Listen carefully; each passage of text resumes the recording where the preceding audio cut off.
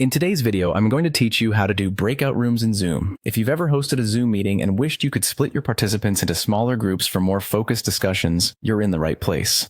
Breakout rooms are a powerful feature that can help facilitate engaging and interactive meetings, whether you're conducting a workshop, instructor-led training, or simply hosting an online event. So let's dive right in and explore how to effectively use breakout rooms in Zoom. First things first, you'll need to log into your Zoom account. Once you've done that, start your Zoom meeting as the host. This is important because only the host has the capability to set up and manage breakout rooms. Once you're in the meeting, you'll want to look out for the breakout rooms icon. It's located in the meeting toolbar right at the bottom of your Zoom window.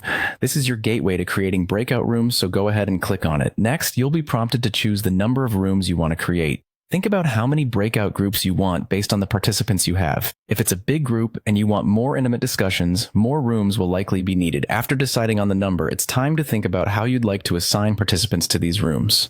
Zoom provides a couple of options here. You can either do it automatically or manually. If you choose to go the automatic route, Zoom will do the heavy lifting for you by splitting your participants evenly across the rooms. This is a real-time saver if you're in a hurry or if the specific room assignments aren't critical. On the other hand, if you need more control and want to assign specific participants to specific rooms, you can opt for the manual method.